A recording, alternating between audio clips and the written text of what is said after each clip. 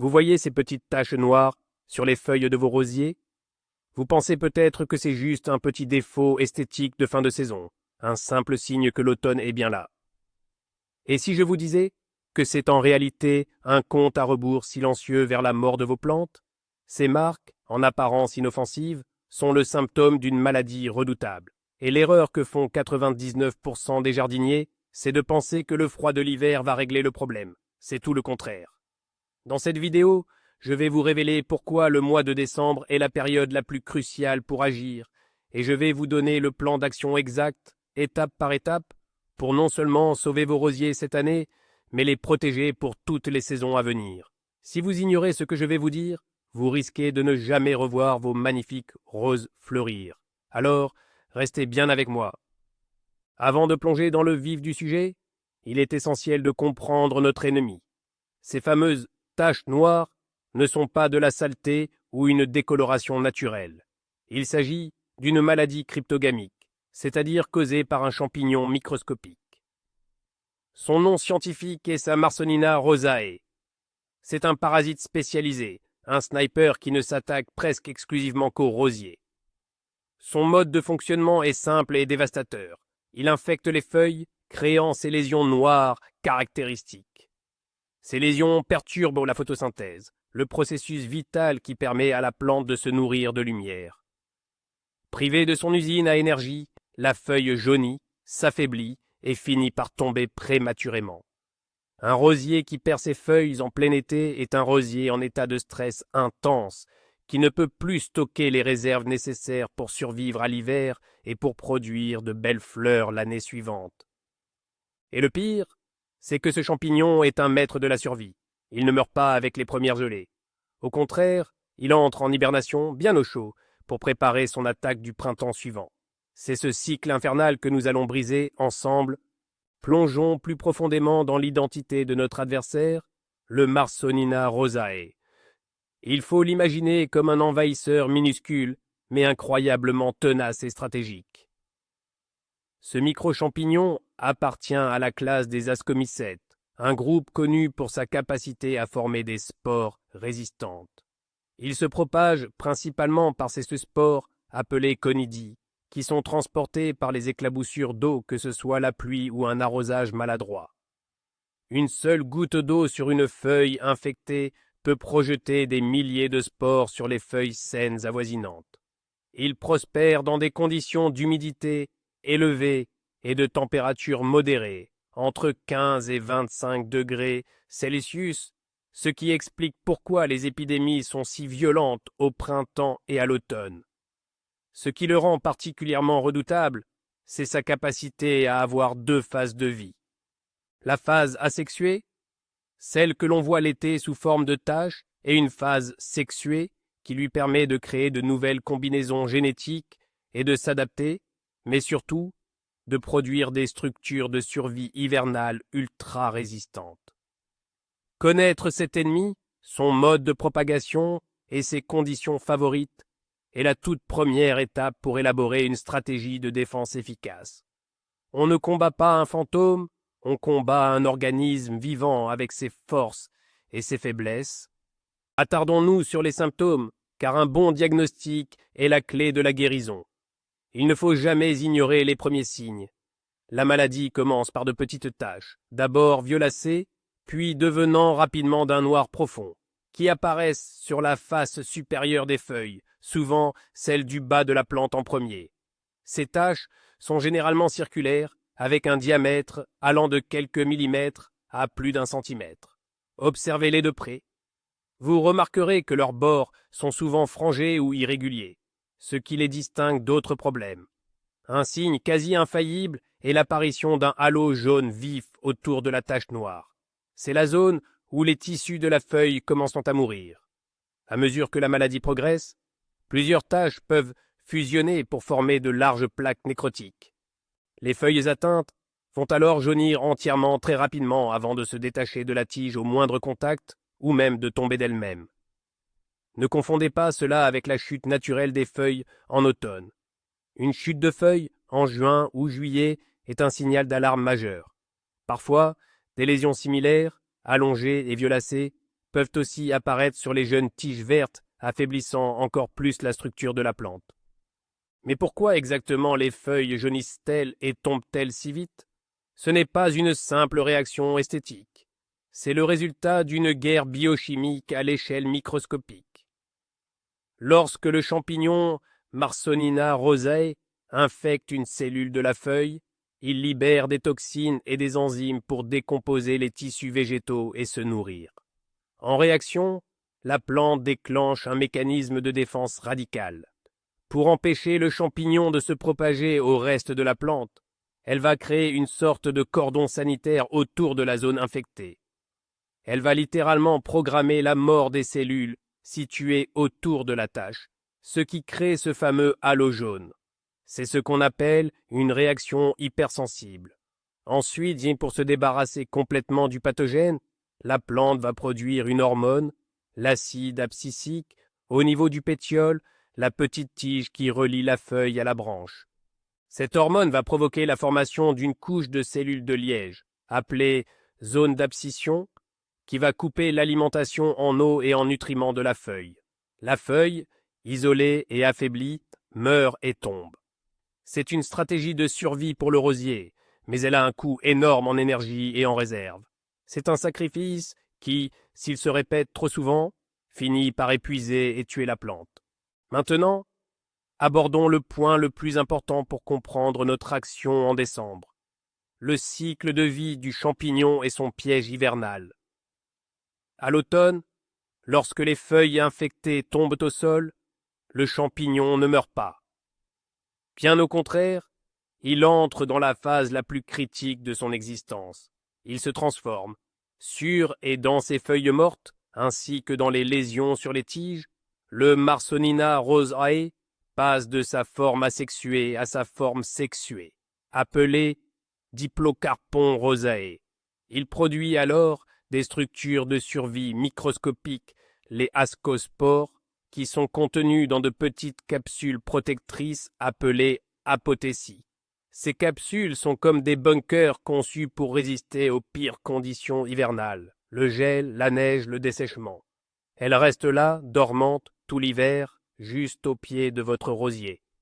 Puis, au printemps, avec le retour de la pluie et de températures plus douces, ces bunkers s'ouvrent et libèrent massivement les ascospores. Celles-ci sont projetées par les éclaboussures de pluie sur les toutes nouvelles feuilles tendres du rosier, démarrant ainsi un nouveau cycle d'infection. C'est un cycle parfaitement huilé, une machine de guerre biologique. Comprendre cela, c'est comprendre que le véritable champ de bataille n'est pas l'été, mais bien l'hiver, au sol.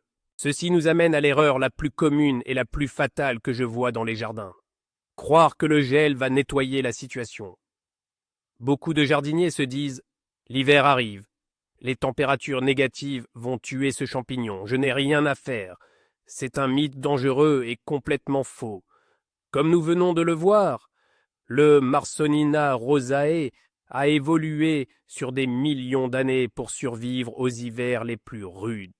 Ces structures de survie hivernale, les apothécies, sont spécifiquement conçues pour être résistantes au gel. En réalité, le froid est même un allié pour lui. Il lui permet d'entrer en dormance, de conserver son énergie, et il élimine une partie de la compétition microbienne dans le sol. Penser que le gel est un fongicide naturel est une illusion qui vous coûtera vos rosiers. En ne faisant rien à l'automne, en laissant les feuilles malades au sol, vous ne faites que préparer un tapis de bombes à retardement qui exploseront au visage de vos rosiers dès les premières pluies de printemps. Le froid n'est pas votre ami dans cette bataille. Il ne fait que mettre le champignon en pause, prêt à repartir de plus belle. L'hiver n'est pas une trêve, c'est le moment où l'ennemi se retranche et prépare ses forces. Et c'est précisément pour cela que notre intervention est non seulement utile, mais absolument indispensable. Alors, pourquoi spécifiquement le mois de décembre? Pourquoi est-ce le mois de la dernière chance? Le timing est absolument crucial en jardinage, et dans cette guerre contre les taches noires, il est stratégique. Décembre représente une fenêtre d'opportunité parfaite pour plusieurs raisons. Premièrement, à ce moment-là, la plupart des feuilles, y compris les feuilles malades, sont tombées. Le rosier est presque nu, ce qui nous permet d'avoir une vue claire sur sa structure, ses tiges et surtout sur le sol à son pied. Le champ de bataille lui est dégagé. Deuxièmement, la plante entre en dormance végétative. Son métabolisme est au ralenti. Cela signifie que nous pouvons intervenir, tailler et traiter sans lui causer de stress majeur ni perturber sa croissance. C'est comme opérer un patient sous anesthésie générale. Troisièmement, le champignon, lui aussi, est en quelque sorte fixé pour l'hiver dans les feuilles au sol et sur le bois. Il n'est plus en phase de propagation active. Il est concentré, localisé, et donc plus vulnérable à une action de nettoyage ciblée. Agir plus tôt, en octobre ou novembre, peut être moins efficace car toutes les feuilles ne sont pas encore tombées. Agir plus tard, en janvier ou février, peut être trop risqué si un redout précoce réveille le champignon et déclenche la libération des spores. Décembre est donc le moment idéal, le point d'équilibre parfait pour frapper fort et démanteler les quartiers d'hiver de l'ennemi avant qu'il ne puisse lancer son offensive printanière. La toute première action, la plus fondamentale et non négociable de votre plan de bataille de décembre, est le grand nettoyage. Oubliez la taille, oubliez les traitements pour l'instant. Tout commence par l'hygiène la plus méticuleuse que vous puissiez imaginer. Votre mission est simple. Ne laissez aucune feuille de rosier malade au sol. Armez-vous d'un râteau à feuilles, de gants et même d'une balayette pour les zones difficiles d'accès. Vous devez ramasser absolument toutes les feuilles tombées au pied de vos rosiers et dans un périmètre d'au moins 1 mètre autour. Soyez maniaque. Regardez sous les autres plantes vivaces, dans les bordures, partout où le vent aurait pu les pousser. Chaque feuille que vous laissez derrière vous est une potentielle usine à spores pour l'année prochaine. C'est un travail qui peut sembler fastidieux, mais je vous garantis que c'est l'étape qui a le plus d'impact dans la lutte contre cette maladie. Pensez-y comme à un désarmement. En enlevant les feuilles, vous retirez au champignon son abri, son garde-manger et sa base de lancement pour le printemps. C'est un geste simple, mécanique, qui ne coûte rien, mais qui peut réduire de plus de 80% la quantité de spores si prête à infecter votre rosier au printemps. Ne sous-estimez jamais la puissance d'un jardin propre. Une fois que vous avez méticuleusement ramassé toutes ces feuilles le malade, une question cruciale se pose. Qu'en faire? Et là, il y a une règle d'or, une interdiction absolue. Ne compostez jamais ces feuilles. C'est une erreur de débutant qui peut avoir des conséquences catastrophiques. Beaucoup de jardiniers, dans une démarche écologique louable, pensent bien faire en ajoutant ces matières organiques à leur compost. En réalité, ils créent une bombe biologique. La plupart des composteurs domestiques n'atteignent pas des températures suffisamment élevées et de manière homogène et prolongée pour détruire les spores résistants du Marsonina rosae. La température devrait monter au-dessus de 60, voire 70 degrés Celsius pendant plusieurs jours pour garantir leur élimination. Sans cette chaleur intense, les spores vont simplement survivre dans le compost. Et lorsque vous utiliserez ce compost, l'année suivante, pour amender la terre de votre potager ou de vos massifs, vous allez involontairement disséminer le champignon partout dans votre jardin. Vous deviendrez l'agent de propagation de la maladie que vous cherchiez à combattre. La seule solution sûre est donc l'élimination totale. Mettez ces feuilles dans un sac poubelle bien fermé et jetez-les avec les ordures ménagères. Ou, si votre municipalité l'autorise, brûlez-les. C'est un cas où le principe de précaution doit l'emporter sur le recyclage. Après avoir nettoyé le sol, il est temps de lever les yeux et de s'occuper de la plante elle-même. Nous allons procéder à ce qu'on appelle une taille sanitaire. Attention, il ne s'agit pas de la taille de formation principale qui se fait généralement plus tard en fin d'hiver. La taille de décembre est une opération chirurgicale ciblée. L'objectif est de retirer toutes les parties de la plante qui pourraient encore abriter le champignon. Inspectez minutieusement chaque branche, chaque tige de votre rosier. Recherchez les symptômes sur le bois, des taches violacées ou noires, souvent un peu boursouflées, qui sont des chancres où le champignon peut passer l'hiver. Vous devez également supprimer toutes les branches qui sont mortes, sèches ou qui semblent faibles et chétives. Taillez aussi les branches qui se croisent au centre du rosier pour améliorer la circulation de l'air, nous y reviendrons. Broc. Utilisez un sécateur bien aiguisé pour faire des coupes nettes, en biseau, à environ 1/2 centimètre au-dessus d'un bourgeon tourné vers l'extérieur. N'hésitez pas à couper assez bas, dans le bois sain, pour être sûr d'éliminer toute trace d'infection. Cette taille va non seulement nettoyer la plante, mais aussi stimuler une croissance plus vigoureuse au printemps sur des bases saines. Pendant que vous effectuez cette taille sanitaire, il y a une règle d'or, un protocole d'hygiène que les professionnels respectent scrupuleusement, mais que les amateurs oublient trop souvent, la désinfection des outils. C'est un détail qui peut faire toute la différence entre contenir une maladie et la propager à travers tout votre jardin. Votre sécateur, en coupant une tige infectée, se contamine avec des milliers de spores microscopiques. Si vous coupez ensuite une branche saine avec ce même sécateur, vous agissez comme une seringue, inoculant directement la maladie dans les tissus sains de la plante. Pire encore, si vous passez ensuite à un autre rosier, vous devenez le vecteur de l'épidémie. La solution est simple et rapide. Gardez avec vous un petit chiffon imbibé d'alcool à 70 degrés ou d'alcool à brûler, ou même un petit vaporisateur, après chaque coupe d'une branche suspecte et impérativement avant de passer à un autre rosier. Prenez quelques secondes pour nettoyer soigneusement les lames de votre sécateur. Ce geste simple est l'équivalent du lavage des mains pour un chirurgien. Il empêche la contamination croisée et garantit que votre intervention de taille était réellement bénéfique et non une source de problèmes supplémentaires. N'oubliez jamais, un bon jardinier est un jardinier propre. Nous avons nettoyé la surface, nous avons nettoyé la plante, mais il reste un dernier bastion pour le champignon, le sol lui-même. Même après un ramassage méticuleux des feuilles, des millions de spores se trouvent inévitablement dans les premiers centimètres de terre, juste à la base du rosier. Elles sont là, prêtes à être projetées sur les jeunes pousses au printemps. Ignorer cette contamination du sol, c'est laisser une porte ouverte à l'ennemi. Alors, que faire? Il y a une technique efficace qui consiste à effectuer un surfaçage.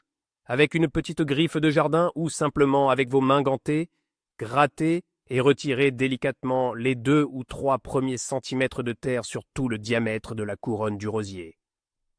Faites attention à ne pas endommager les racines superficielles.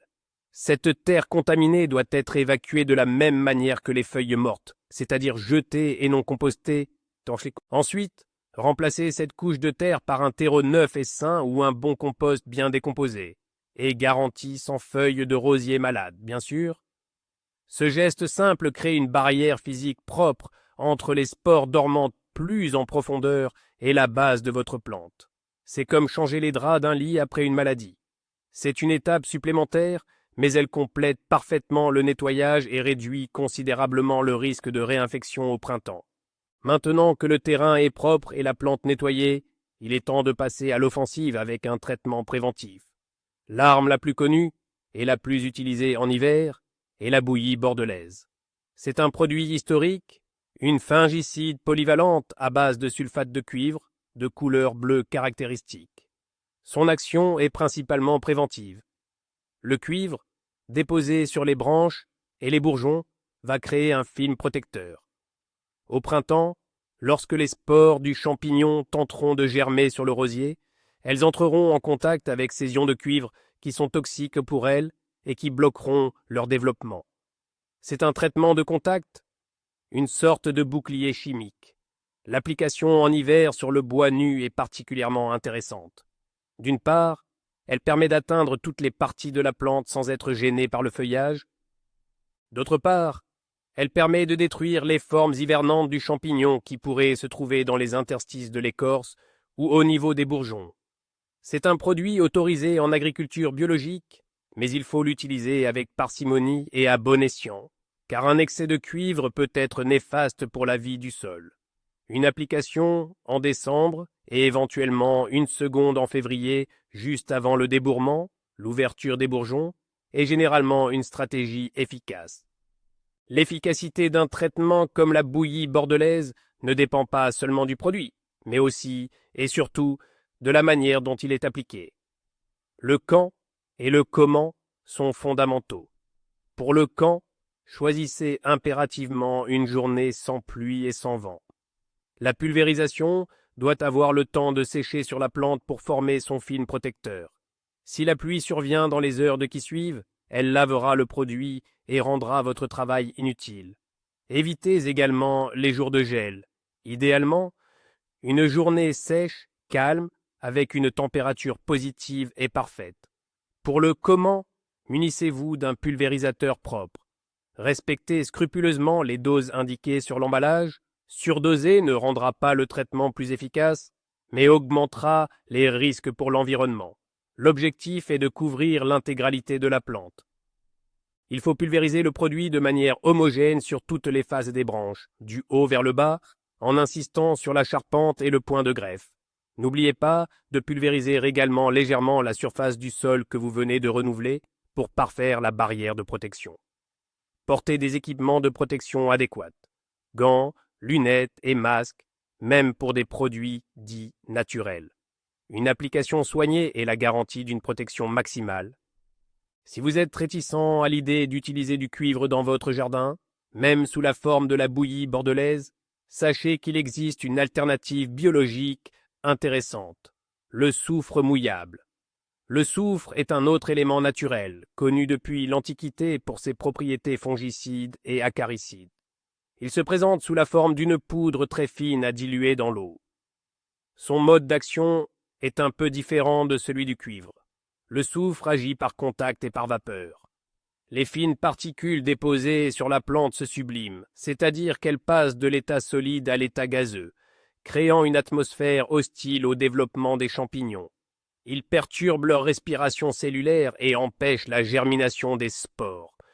Il est particulièrement efficace contre l'oïdium, le feutrage blanc, mais il possède aussi une bonne action préventive contre la maladie des taches noires.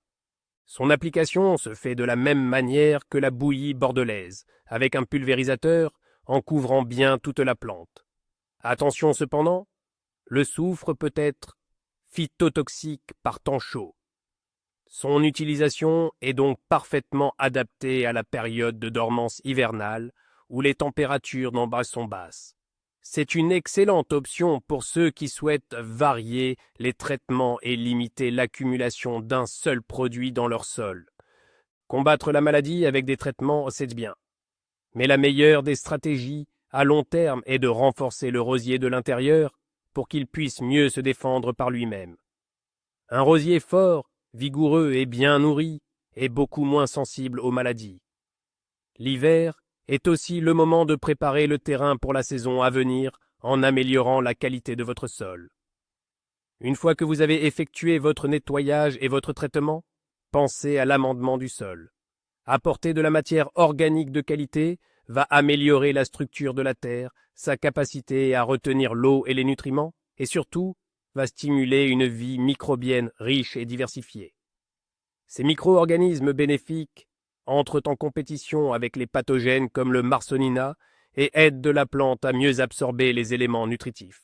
En fin d'hiver, vers février ou mars, vous pouvez épandre une bonne couche de compost bien mûr, de fumier décomposé ou d'autres amendements organiques au pied de vos rosiers.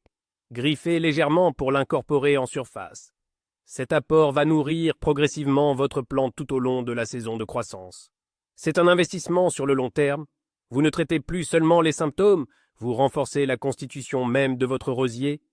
Un facteur environnemental que l'on oublie souvent, mais qui est absolument déterminant dans le développement de la maladie des taches noires, est la circulation de l'air.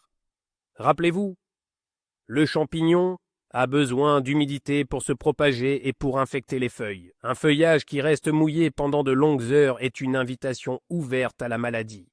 C'est pourquoi une bonne circulation de l'air autour et à travers le rosier est primordiale. L'air qui circule permet de sécher le feuillage beaucoup plus rapidement après la pluie ou la rosée du matin, réduisant ainsi la fenêtre de temps pendant laquelle les spores peuvent germer. Comment améliorer cette circulation ? D'abord, lors de la plantation, respectez des distances suffisantes entre vos rosiers. Ne les serrez pas les uns contre les autres. Ensuite, lors de la taille, notamment celle de fin d'hiver, veillez à aérer le cœur de la plante. Supprimez les branches qui poussent vers l'intérieur ou qui se croisent. L'objectif est d'obtenir une structure en forme de gobelet, ouverte, où l'air et la lumière peuvent pénétrer facilement. Enfin, évitez de planter vos rosiers dans des coins de jardin confinés, sans courant d'air, ou contre un mur exposé à la pluie mais pas au vent séchant. Pensez ventilation est une des clés de la prévention. Parlons maintenant de l'arrosage. C'est une pratique de base, mais c'est aussi là que se commet une erreur extrêmement commune qui nourrit littéralement le champignon. L'erreur, c'est d'arroser le rosier par le dessus, en pluie, en mouillant tout le feuillage. C'est la pire chose à faire. Chaque goutte d'eau qui tombe sur une feuille est une opportunité pour une spore de germer. De plus, si une feuille est déjà infectée, les éclaboussures de votre arrosage vont propulser les spores sur toutes les feuilles voisines, propageant la maladie à une vitesse fulgurante. Vous devenez, sans le vouloir, le meilleur allié du Marsonina. La règle d'or de l'arrosage des rosiers est simple. Arrosez toujours au pied, jamais sur les feuilles. Utilisez un arrosoir avec une pomme retirée, un tuyau d'arrosage que vous laissez couler doucement au sol, ou un système de goutte à goutte. Arrosez de préférence le matin. Cela permet à la plante d'avoir l'eau dont elle a besoin pour la journée, et si quelques éclaboussures ont touché la base du feuillage, le soleil et la chaleur de la journée auront le temps de les sécher rapidement. Arroser le soir favorise une humidité stagnante pendant toute la nuit, créant des conditions idéales pour les maladies fongiques.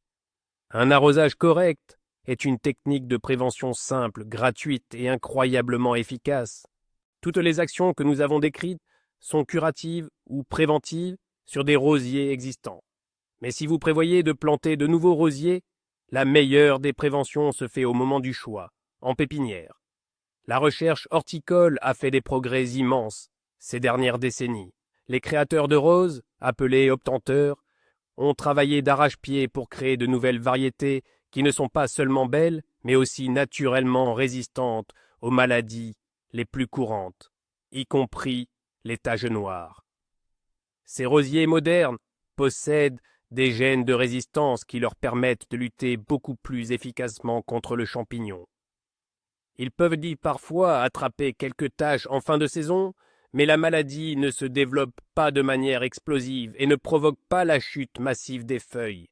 Lorsque vous achetez un rosier, renseignez-vous. Cherchez des labels comme le label allemand ADR, qui est l'un des plus stricts au monde et qui garantit une excellente résistance aux maladies, testées en conditions réelles et sans traitement chimique. Des variétés comme celles des séries Knockout, Flower Carpet, ou de nombreux rosiers de créateurs comme Cord ou Mayland sont réputés pour leur robustesse. Choisir une variété résistante, c'est s'offrir la tranquillité et réduire considérablement le besoin de traitement. Votre intervention de décembre est cruciale, mais la guerre n'est pas totalement gagnée. Vous avez détruit la majorité de l'armée ennemie, mais quelques survivants peuvent toujours subsister. Il faut donc avoir un plan d'action pour le printemps prochain dès que la vie reprend. La surveillance sera votre meilleure arme. Dès l'apparition des premières feuilles, inspectez vos rosiers très régulièrement, au moins une fois par semaine. Regardez attentivement sous les feuilles, à la base de la plante. Au tout premier signe d'une tache suspecte, agissez immédiatement. N'attendez pas. Cueillez la feuille malade et détruisez-la. Si vous agissez très tôt, vous pouvez enrayer le début d'une nouvelle épidémie avant même qu'elle ne commence. Vous pouvez également, au printemps, appliquer des traitements préventifs plus doux et naturels, comme des pulvérisations de purin de prêle, riches en silice qui renforcent les tissus des feuilles ou des décoctions d'ail aux propriétés antifongiques reconnues. L'idée est de maintenir une pression constante sur la maladie, de ne jamais la laisser prendre le dessus. Votre vigilance au printemps est le prolongement direct de votre travail de nettoyage hivernal. C'est la garantie que vos efforts de décembre porteront leurs fruits tout au long de la belle saison. Pour finir, récapitulons clairement notre plan de bataille pour le mois de décembre, la synthèse de votre mission pour sauver vos rosiers. C'est un plan en 5 étapes clés, un véritable protocole chirurgical pour votre jardin. Premièrement, nettoyer. Ramassez et éliminez de manière obsessionnelle la totalité des feuilles mortes au pied de vos rosiers. Ne laissez aucun refuge à l'ennemi. Deuxièmement, taillez.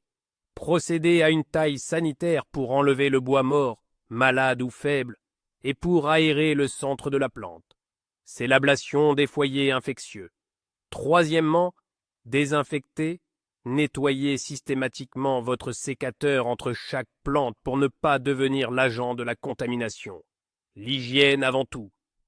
Quatrièmement, traitez le sol, grattez et remplacez les premiers centimètres de terre pour éliminer les spornes qui s'y cachent. Cinquièmement, pulvérisez. Appliquez un traitement d'hiver comme la bouillie bordelaise ou le soufre mouillable sur le bois nu pour créer un bouclier protecteur. Ces 5 actions, menées dans cet ordre en décembre, constituent l'approche la plus complète et la plus efficace pour briser le cycle de la maladie des taches noires. C'est votre stratégie gagnante pour des rosiers sains et des floraisons éblouissantes. Voilà, vous savez tout. Vous comprenez maintenant que ces petites taches noires ne sont pas une fatalité esthétique, mais le signe d'une maladie sournoise qui prépare son attaque majeure pendant que vous profitez de la chaleur de votre foyer en hiver. L'idée la plus importante à retenir de cette vidéo est que la bataille pour de belles roses en été se gagne en réalité en plein hiver, au mois de décembre. C'est à ce moment-là que vous avez le pouvoir de démanteler les défenses de l'ennemi, de nettoyer le champ de bataille et de préparer vos plantes à une nouvelle saison de croissance vigoureuse. Ignorer cette période critique, c'est laisser le champignon se multiplier et s'installer durablement, vous condamnant à une lutte incessante et souvent perdue d'avance. En suivant le plan d'action que nous avons détaillé, vous ne faites pas que sauver vos rosiers pour l'année à venir, vous investissez dans leur santé et leur beauté à long terme. Merci infiniment d'avoir regardé cette vidéo jusqu'au bout. Si elle vous a été utile, n'hésitez pas à laisser un pouce bleu, cela aide énormément la chaîne. Et bien sûr, abonnez-vous pour ne manquer aucun de nos futurs conseils de jardinage. Maintenant, c'est à vous de jouer. J'aimerais beaucoup lire vos retours. Et vous, quelle est votre astuce infaillible pour lutter contre les maladies des rosiers en hiver? Partagez vos secrets et vos expériences dans les commentaires ci-dessous.